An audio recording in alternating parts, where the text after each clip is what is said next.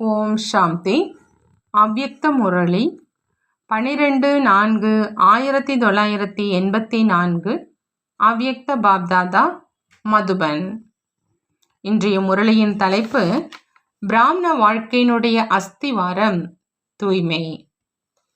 இன்று பாப்தாதா அனைத்து புனித அன்னப்பறவைகளை பார்த்துட்டு இருக்கிறாங்க. ஒவ்வொரு புனித அன்னப்பறவையும் எந்த அளவு தூய்மையாக ஆகியிருக்கிறாங்க, எந்த அளவு அன்னப்பறவை ஆகியிருக்கிறாங்க.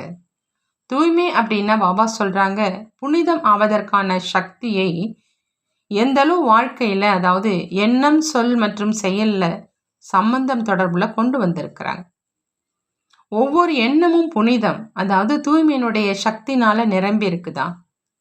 தூய்மையான எண்ணம் மூலமா எந்த ஒரு தூய்மையற்ற எண்ணம் வைத்திருக்கும் ஆத்மாவை பகுத்தறிந்து மேலும் பரிவர்த்தனை செய்ய முடியுமா அப்படின்னு பார்த்துக்கிட்டு இருந்தேன். தூய்மையினுடைய சக்தியின் மூலம் எந்த ஒரு ஆத்மாவினுடைய திருஷ்டி, உள் உணர்வு மற்றும் செயல் மூன்றையுமே மாற்ற முடியும். அந்த மகான் சக்தியினுடைய எதிரில் தூய்மையற்ற எண்ணம் கூட தாக்குதல் செய்ய முடியாது. ஆனா எப்போ நீங்களே எண்ணம், சொல் மற்றும் செயல்ல தோல்வி அடைகிறீங்களோ அப்ப இன்னொரு நபர் மற்றும் எண்ண அலைகள் மூலமா தோல்வி ஏற்படுது. யாருடைய சம்பந்தம் மற்றும் தொடர்புல தோல்வி அடைவது என்பது சுயம் தந்தையுடன் அனைத்து சம்பந்தங்களை இணைப்பதில் தோல்வி அடைந்திருக்கிறாங்க அப்படிங்கிறத நிரூபிக்குது. அப்பதான் ஏதாவது சம்பந்தம் மற்றும் தொடர்புல தோல்வி அடைகிறாங்க. தூய்மையில தோல்வி அடைவது என்பதனுடைய விதை, அதாவது ஒரு நபர் மற்றும் நபரின் குணம், சுபாவம், தனித்தன்மை மற்றும் விசேஷத்தின் பிரபாவம் அடைவது. இந்த நபர் மற்றும் நபரனுடைய விசேஷங்களுடைய பிரபாவம் ஆவதில்லை, ஆனால் சீரழிந்து போவது. நபரனுடைய தனித்தன்மை, விசேஷம், குணம், சுபாவம் தந்தையால் கொடுக்கப்பட்டிருக்கக்கூடிய விசேஷம், அதாவது வள்ளலால் கொடுக்கப்பட்ட கொடை. நபர் மீது பிரபாவம் அடைவது என்பது ஏமாற்றம் அடைவது. ஏமாற்றம் அடைவது அப்படின்னா துக்கத்தை அனுபவிப்பது. தூய்மையினுடைய சக்தி காணல் நீருக்கு சமமான சக்தி. அது சம்பந்தம் மற்றும் தொடர்புல மிக நல்ல அனுபவம் செய்விக்கும், கவர்ந்து இழுக்கும். நான் நல்லதின் பக்கம் பிரபாவம் ஆகி கொண்டிருக்கிறேன் அப்படின்னு நினைப்பாங்க. ஆகவே தான் மிக நன்றாக இருக்குது, இவருடைய குணம் மற்றும் சுபாவம் பிடிச்சிருக்குது அப்படின்னு சொல்லுவாங்க. ஞானம் பிடிச்சிருக்குது, யோகா செய்ய வைப்பது பிடிச்சிருக்குது அப்படின்னா இதுல சக்தி கிடைக்குது, சகயோகம் கிடைக்குது, அன்பு கிடைக்குது, அல்ப காலத்தினுடைய பிராப்தி கிடைக்குது. ஆனால் ஏமாற்றம் அடைகிறாங்க. கொடுக்கும் வள்ளல், அதாவது விதையை, அஸ்திவாரத்தை அழிச்சிட்றாங்க. மேலும் வண்ணமயமான கிளையை பிடித்து ஆடுறாங்க. அப்படின்னா என்ன நிலையாகும்? அஸ்திவாரம் இல்லாத கிளை ஆட்டுமா அல்லது கீழே தள்ளுமா? எதுவரை விதை, அதாவது வள்ளல் உருவாக்குபவரோடு அனைத்து சம்பந்தம், அனைத்து பிராப்தியினுடைய ரசனையை அனுபவம் செய்யல அப்படின்னா அதுவரை சில நேரம் நபரிடம் இருந்து, சில நேரம் வைபவங்கள்ல இருந்து, சில நேரம் எண்ண அலைகள், வாயுமண்டலம் ஆகிய விதவிதமான கிளைகள்ல இருந்து அல்பகால பிராப்தியினுடைய காணல் நீருக்கு சமமான ஏமாற்றத்தை அடைந்து கொண்டே இருப்பாங்க. இந்த பிரபாவம் ஆவது அப்படின்னா அழியாத பிராப்தியிலிருந்து வஞ்சிக்கப்படுவது. தூய்மையினுடைய சக்தியின் மூலம் எப்பொழுது விரும்புகிறீங்களோ, எந்த நிலையை விரும்புகிறீங்களோ, எந்த பிராப்தியை விரும்புகிறீங்களோ, எந்த காரியத்தில் வெற்றியை விரும்புகிறீங்களோ அவை அனைத்தும் உங்கள் எதிரில் தாசிக்கு சமமாக ஆஜராக ஆயிடும். எப்போ கலியுகத்தினுடைய இறுதியில கூட ரஜோ பிரதான தூய்மையின் சக்தியை தாரணை செய்யும் பெயர் பெற்ற மகாத்மாக்களுக்கு இதுவரையிலும் கூட இயற்கை தாசியாவதற்கான எடுத்துக்காட்டை பார்க்குறீங்க. இதுவரையிலும் கூட பெயர் மகாத்மா அப்படின்னு இருக்குது. இதுவரையிலும் பூஜைக்குரியவங்க, தூய்மையற்ற ஆத்மாக்கள் அவங்க எதிரில் தலை வணங்குறாங்க. ஆகையினால இறுதி வரையிலும் தூய்மையினுடைய சக்திக்கு எவ்வளோ மகான் தன்மை இருக்குது அப்படின்னு யோசிச்சு பாருங்க. மேலும் பரமாத்மா மூலமா பிராப்தி ஆகியிருக்கும் சதோ பிரதான தூய்மை எவ்வளோ சக்திசாலியாக இருக்கும். இந்த சிரேஷ்ட தூய்மையினுடைய சக்தியின் எதிரில் தூய்மையின்மை தலை வணங்கலை, ஆனால் உங்கள் காலடியில் இருக்குது. தூய்மையின்மை அப்படிங்கிற அந்த அசுர சக்தி, சக்தி சொரூபத்தினுடைய காலடியில் காண்பிக்கப்பட்டிருக்கு. யார் காலடியில் தோல்வி அடைந்து கிடக்கிறாரோ அவர் எப்படி தோல்வி அடைய செய்ய முடியும்? பிராமண வாழ்க்கை மற்றும் தோல்வி அடைவது என்பதை பெயரளவில் பிராமணன் அப்படின்னு சொல்லுவோம். இதில் அலட்சியமானவராக ஆகாதீங்க. பிராமண வாழ்க்கையினுடைய அஸ்திவாரம் தூய்மையினுடைய சக்தி. ஒருவேளை அஸ்திவாரம் பலகீனமாக இருக்குது அப்படின்னா பிராப்தி அப்படிங்கிற 21 மாடி கட்டிடம் எப்படி நிற்க முடியும்? ஒருவேளை அஸ்திவாரம் ஆடிக்கொண்டு இருக்குதுன்னா பிராப்தியினுடைய அனுபவம் எப்பொழுதும் இருக்க முடியாதுன்னு சொல்றாங்க பாபா. அதாவது உறுதியானதாக இருக்க முடியாது. மேலும் இப்பொழுதைய யுகத்தின் மற்றும் ஜென்மத்தின் மகான் பிராப்தியினுடைய அனுபவமும் செய்ய முடியாது. யுகத்தின் சிரேஷ்ட ஜென்மத்தினுடைய மகிமை பாடக்கூடிய ஞான பக்தனாக ஆயிடுவாங்க.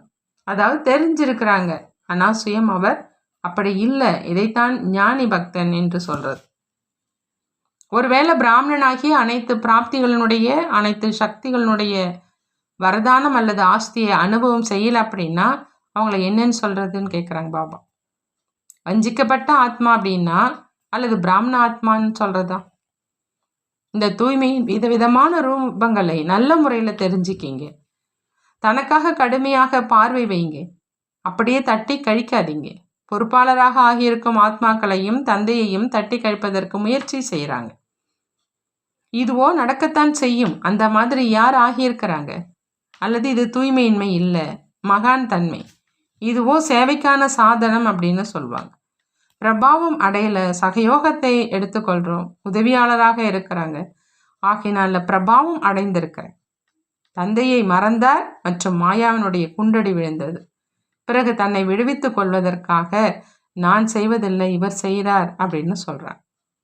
ஆனால் தந்தையை மறந்தீங்க அப்படின்னா தர்மராஜின் ரூபத்தில் தந்தை சந்திப்பார். தந்தையினுடைய சுகத்தை ஒருபோதும் அடைய முடியாது. ஆகையினால மறக்காதீங்க, தட்டி கழிக்காதீங்க, மற்றவங்களை பழி சொல்லாதீங்க, காணல் நீரினுடைய கவர்ச்சியில் ஏமாற்றம் அடையாதீங்க.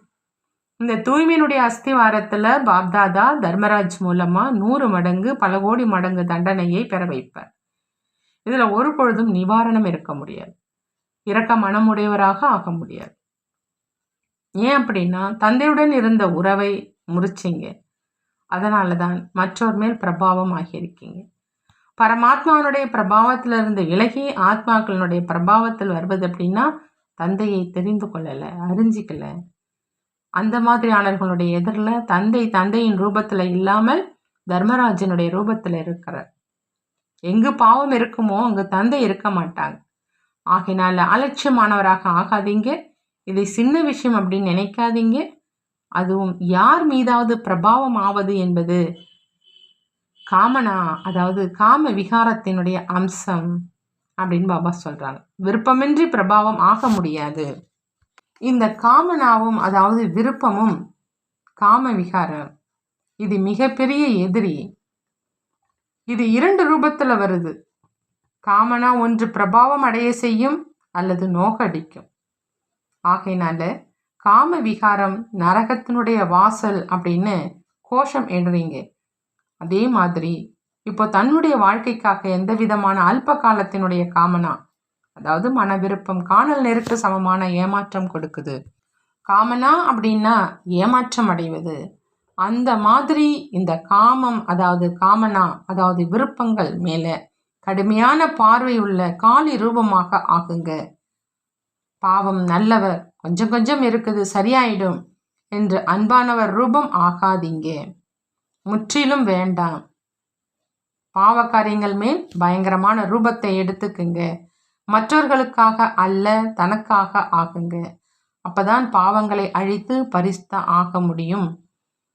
யோகா செய்ய முடியல அப்படின்னா அவசியம் ஏதோ ஒரு மறைந்திருக்கும் பாவம் தன் பக்கம் இழுக்குது. இதை சோதனை செய்யுங்கன்னு பாபா சொல்றாங்க. பிராமண ஆத்மா மேலும் யோகா செய்ய முடியவில்லை என்பது இருக்கவே முடியாது. பிராமணன் என்றாலே ஒருவருடையவர், அவருக்கு இருப்பதே ஒருவர் தான். ஆகையினால அவர் எங்கே செல்வார்? எதுவுமே இல்லை என்றால் எங்கு செல்வார்? நல்லது, பிரம்மச்சரியம் மட்டும் இல்லை, ஆனால் இன்னும் காம விகாரத்தினுடைய குழந்தை குட்டிகள் இருக்கிறாங்க. பாப்தாதாவுக்கு ஒரு விஷயத்தின் மேலே மிகவும் ஆச்சரியமாக இருக்குது. பிராமணன் அப்படின்னு சொல்கிறாங்க. பிராமண ஆத்மா மேல் வீணானதினுடைய விகார திருஷ்டி மற்றும் உள் உணர்வு போகுது. இது குலத்துக்கு களங்கம் ஏற்படுத்தும் விஷயம். சொல்வது சகோதரி அவர்களே அப்படின்னு மற்றும் சகோதரன் அவர்களே அப்படின்னு. மேலும் செய்வது என்ன? குடும்பத்தில் இருக்கும் சகோதரி மேல் கூட ஒரு வேளை ஏதாவது தீய பார்வை செல்லுது, எண்ணமும் வருது அப்படின்னா அவரை குலத்துக்கு களங்கம் ஏற்படுத்துபவர் அப்படின்னு சொல்லுவாங்க இல்லையா? அப்படியே நான் இங்கே என்ன சொல்வோம்? ஒரு ஜென்மத்துக்கு இல்லை, ஆனால் பல ஜென்மங்களுக்கு களங்கம் ஏற்படுத்துகிறவங்க, ராஜ்ய பாக்கியத்தை எட்டி உதைக்கிறவங்க, அந்த மாதிரியான பல மடங்கு பாவ காரியத்தை ஒருபொழுதும் செய்யாதீங்க. இது பாவம் இல்லை, மகா பாவம். ஆகையினால யோசிங்க, புரிஞ்சிக்கிங்க, பாதுகாத்து கொள்ளுங்க. இந்த பாவம்தான் யமதூதர்கள் மாதிரி இழுத்து செல்லும். இப்பொழுது நான் மிகவும் மகிழ்ச்சியோடு இருக்கிறேன். யார் பார்க்குறாங்க, யாருக்கு தெரியும் அப்படின்னு நினைக்கிறாங்க. ஆனால் பாவத்துக்கு மேல் பாவம் ஏறிக்கொண்டு இருக்குது. மேலும் இதே பாவம் தான் உங்களை விழுவதற்கும் வரும். பாப்தாதா தெரிவிச்சிருக்கிறாங்க இதற்கான முடிவு எவ்வளோ கடுமையாக இருக்கும் அப்படின்னு. எப்படி உடலால் யாராவது துடித்து உடலை விடுறாங்களோ அதே மாதிரி புத்தி பாவங்களினால் துடித்து உடலை விடுவாங்க. அவங்க எதிரில் எப்பொழுதும் இந்த பாவத்தினுடைய யமதூதர்கள் இருப்பாங்க. இந்த அளவு கடுமையான முடிவாக இருக்கும். ஆகையினால தற்சமயத்தில் தவறுதலாக கூட அந்த மாதிரி பாவம் செய்யாதீங்க. பாப்தாதா எதிரில் அமர்ந்திருக்கும் குழந்தைகளுக்கு மட்டும் சொல்லி கொண்டிருக்கல, ஆனால் நாலாப்புறங்களிலும் உள்ள குழந்தைகளை சக்திசாலி ஆக்கி கொண்டிருக்கிறாங்க. எச்சரிக்கை உள்ளவராக புத்திசாலியாக ஆக்கிட்டு இருக்கிறாங்க. புரிந்ததா அப்படின்னு பாபா கேட்குறாங்க. இதுவரையிலும் இந்த விஷயத்தில் பலகீனம் அதிகம் இருக்குதுன்னு பாபா சொல்கிறாங்க. நல்லது. அனைவரும் தனக்காக சமிச்சை மூலம் புரிந்து கொள்ளக்கூடிய, எப்பொழுதும் தன்னுடைய தீய எண்ணம் மற்றும் பாவத்தின் மேல் காளியின் ரூபத்தை எடுக்கக்கூடிய, எப்பொழுதும் பலவிதமான ஏமாற்றங்களிலிருந்து பாதுகாப்பாக இருக்கும், துக்கங்களிலிருந்து பாதுகாப்பாக இருக்கும் சக்திசாலி ஆத்மாக்களுக்கு பாப்தாதாவினுடைய அன்பு நினைவுகள் மற்றும் நமஸ்காரம் செய்கிறாங்க. நாமும் நம்மளுடைய பாப்தாதாவுக்கு அன்பு நினைவுகள் மற்றும் நமஸ்காரம் செய்வோம். பாபா வரதானம் கொடுக்கறாங்க. சத்தியத்தின் சக்தி மூலமாக எப்பொழுதும் குஷில நடனமாடக்கூடிய சக்திசாலி மகான் ஆத்மா ஆகுக. சக்திசாலி மகான் ஆத்மாவாக ஆகணும் அப்படின்னா பாப்தாதா சொல்றாங்க, சத்தியத்தின் சக்தி மூலமா எப்பொழுதும் குஷியில நடனம் ஆடணும். உண்மை இருந்தால் மனம் நடனம் ஆடும் அப்படின்னு சொல்லப்படுது. உண்மை, அதாவது சத்தியத்தின் சக்தி உள்ளவங்க எப்பொழுதும் நடனமாடிக்கிட்டே இருப்பாங்க. ஒரு பொழுதும் வாடி போக மாட்டாங்க, குழப்பமடைய மாட்டாங்க, பயப்பட மாட்டாங்க, பலகீனமாக ஆக மாட்டாங்க. அவங்க குஷியில் எப்பொழுதும் ஆடிக்கிட்டே இருப்பாங்க, சக்திசாலியாக இருப்பாங்க. அவரிடம் எதிர்நோக்கும் சக்தி இருக்கும். சத்தியம் ஒரு பொழுதும் ஆடுறது கிடையாது, உறுதியாக இருக்கும். சத்தியங்கிற படகு ஆடும், ஆனால் மூழ்காது. ஆகினால சத்தியத்தினுடைய சக்தியை கடைபிடிக்கும் ஆத்மா நான் மகான். அந்த நினைவிலே இறங்க.